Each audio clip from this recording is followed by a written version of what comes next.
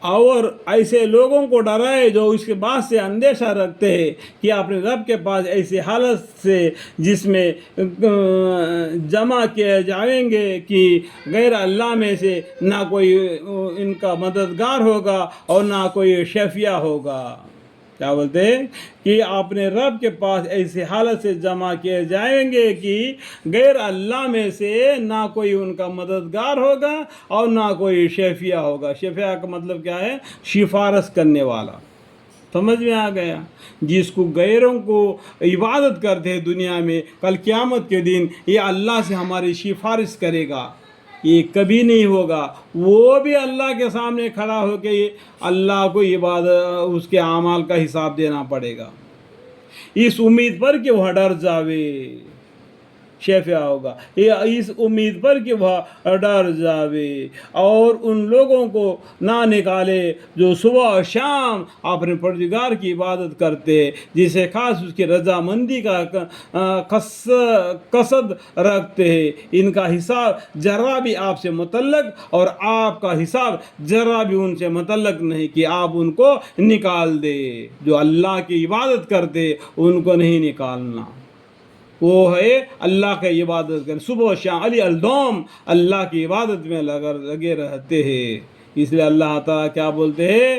تو اپنے پروردگار کی عبادت کرتے ہیں جسے خاص اس کی رضامندی کا قصد رکھتے ہیں۔ ان کا حساب ذرا بھی آپ سے متعلق اور آپ کا حساب ذرا بھی ان سے متعلق نہیں کہ آپ ان کو نکال دے، ورنہ آپ نامناسب کام کرنے والوں میں ہو جاویں گے۔ اور اسی طور پر ہم نے ایک کو دوسرے کے ذریعے سے آزمائش میں ڈال رکھا ہے کہ تاکہ لوگ کہا کرے کہ کیا یہ لوگ کیا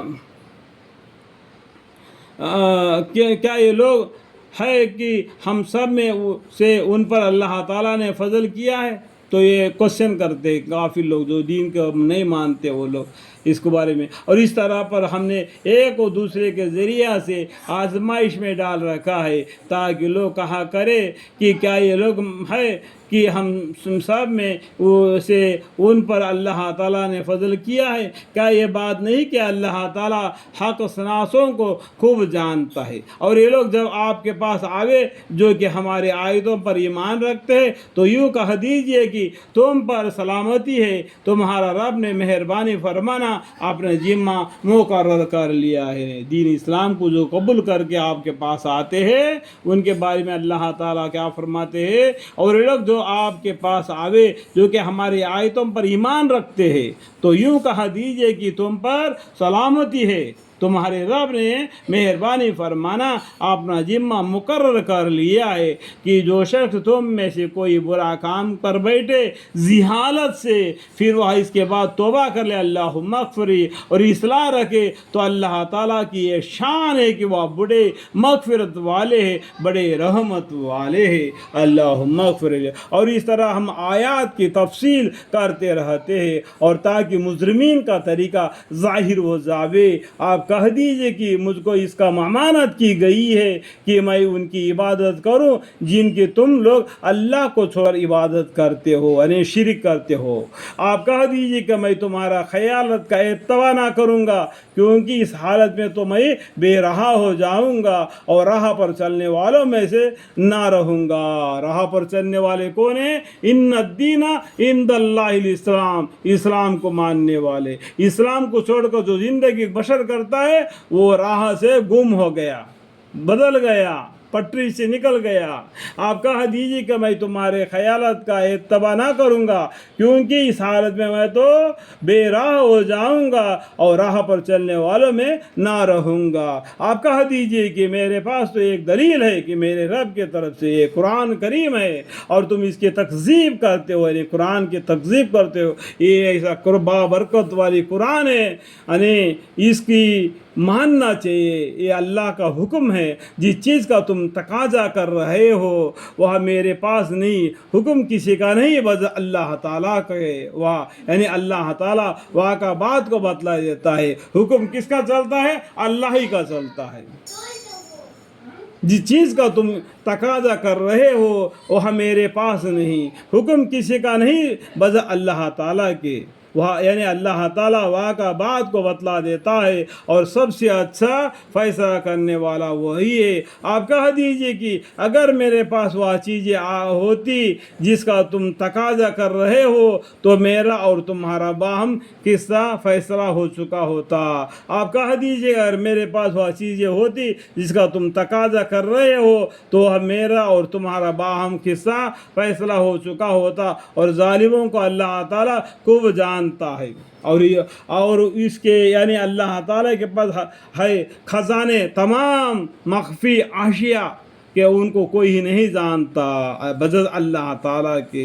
تھوڑا سا رزق ہم کو دے دیا، اللہ کے پاس بہت سے غنیمت کے غنیمتیں پڑے ہیں، اور وہ تمام چیزوں کو جانتا ہے، جو کچھ خشکی میں ہیں اور جو کچھ دریا میں ہیں، اور کوئی پتا نہیں گرتا مگر وہ اس کو بھی جانتا ہے، یعنی پیڑ کا پتا گرنا وہ بھی اللہ جانتا ہے، اور کوئی دانہ زمین کے تاریک کے حصوں میں نہیں پڑتا، یعنی جو دانہ جو ریت زمین کو جود کر زمین میں دانہ ڈالتا ہے، اور نہ کوئی تر اور خشکی چیزیں گرتی ہے، مگر یہ سب کتاب مبین میں ہے۔ وہ دانہ اگنا، کتنا پیکنا، کتنا بارش کرنا، یہ سب کچھ اللہ کے یہاں کتاب مبین میں لکھا ہوا ہے۔